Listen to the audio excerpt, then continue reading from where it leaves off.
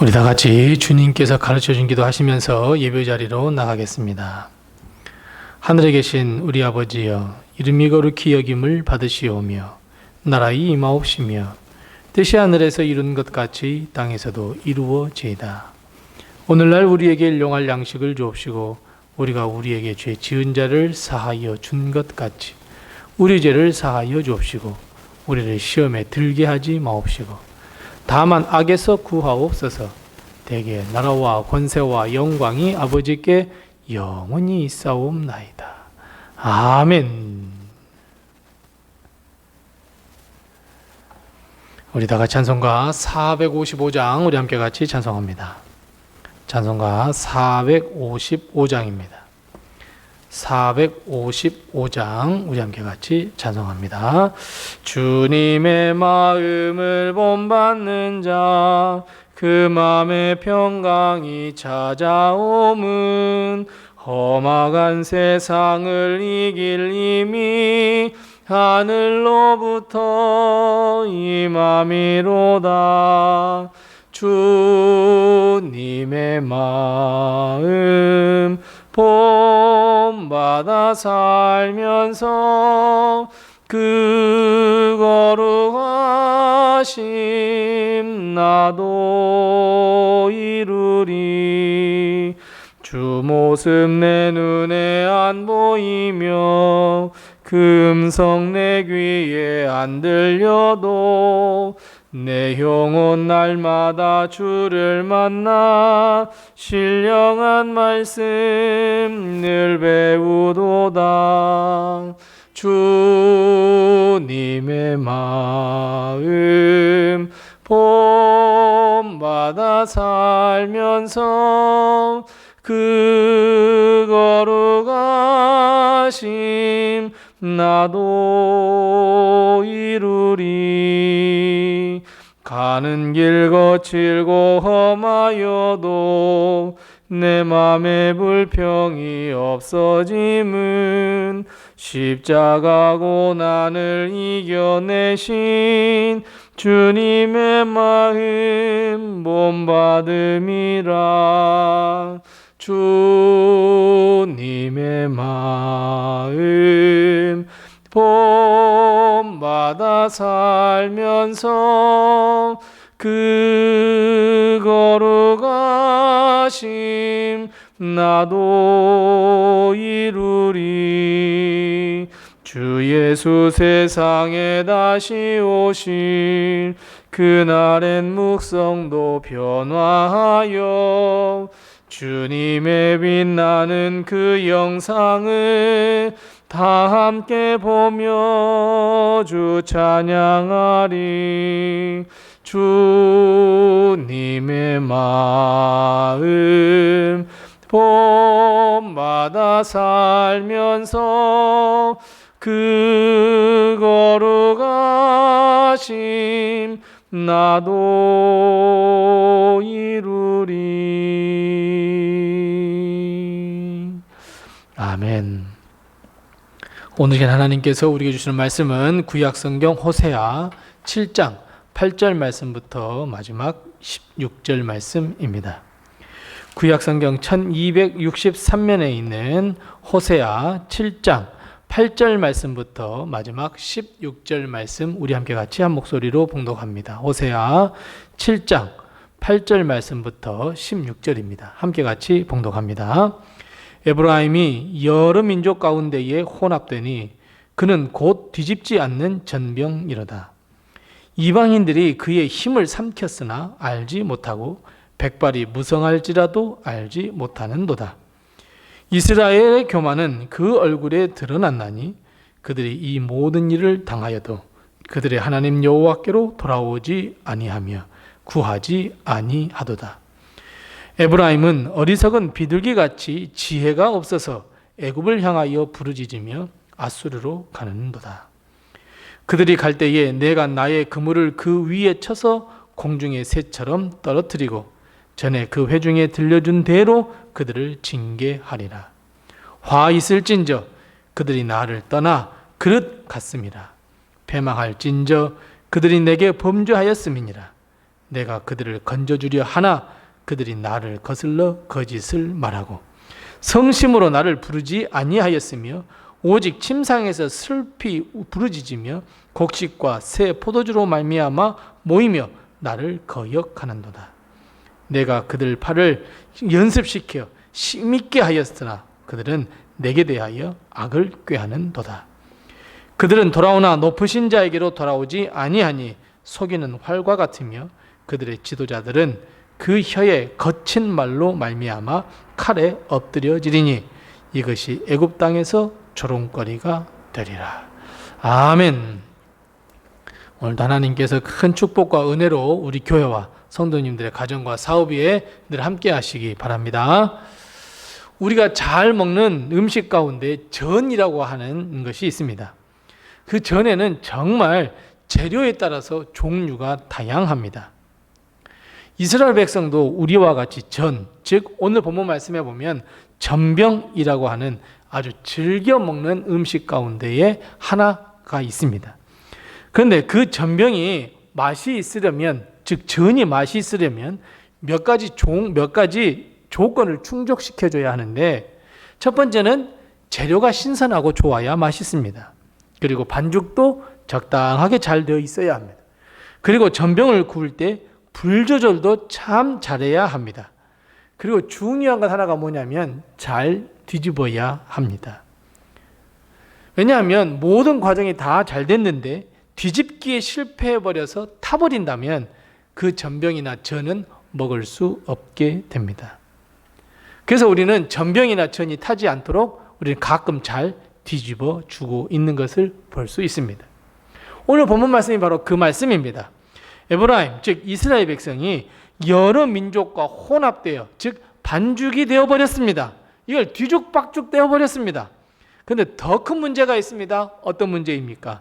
전병을 부칠 때 잘 뒤집어야 아주 잘 익어서 맛있게 될 텐데 뒤집지 않았습니다. 윗면은 노릇노릇 잘 익는 것처럼 보였습니다. 하지만 뒷면은 새카맣게 타버렸습니다. 지금 이스라엘 백성, 우리의 모습을 가르쳐 주시는 하나님의 말씀 아닐까요? 겉은 윗면은 아주 거룩하고 경건하며 정말 하나님의 사람, 기독교인처럼 보입니다. 믿음이 좋은 사람처럼 보입니다. 그런데 그 이면에는 하나님을 믿는 백성이 아니라 세상 사람들과 똑같이 타버린 우리의 모습 보여주고 있는 것 아닐까요? 왜 그랬을까요? 왜 이런 일이 일어났을까요? 왜 옛날 이스라엘 백성과 지금을 사는 우리에게 일어나는 것일까요? 여러분 9절 말씀 다시 한번 같이 읽어보겠습니다. 자, 9절 말씀 같이 읽습니다. 9절입니다. 이방인들이 그의 힘을 삼켰으나 알지 못하고 백성이 백발이 무성할지라도 알지 못하는도다. 아멘. 왜 그렇다 이야기합니까? 이방인, 즉 하나님을 알지 못하는 자들이 이스라엘 백성, 아니 우리를 집어삼켜버렸기 때문입니다.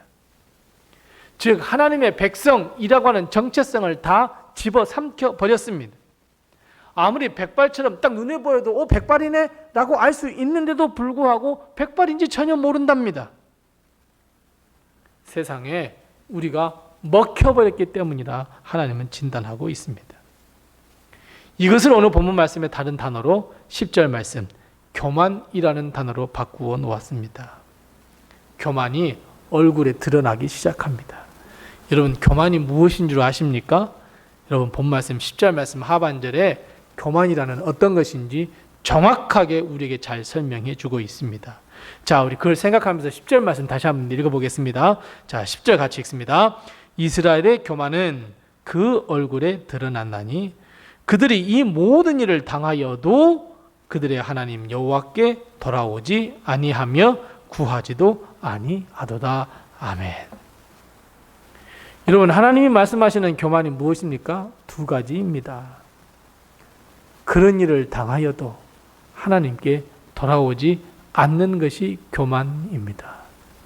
내 삶을 아무리 돌아봐도 하나님의 뜻대로 살지 못하는데도 하나님께로 돌아오지 않는 것 교만입니다. 죄 가운데 사는 것 교만입니다. 다른 하나는 하나님께 기도하지 않는 것 교만입니다. 죄악된 삶이 우리의 삶이 되어버렸습니다. 우리의 삶에 죄가 가득 찼습니다. 만연됐습니다. 그것이 드러나는 우리의 행위의 이면에 만연되어 버렸습니다. 얼굴에 가득 찼습니다. 뒤집지 않는 전병처럼 겉으로는 믿음 있는 척하지만 실상은 믿음이 없습니다. 겉으로는 거룩한 척, 경건한 척, 믿음의 생활을 잘하는 척합니다. 하지만 실상은 그렇지 못합니다. 여러분, 이것이 교만의 얼굴입니다.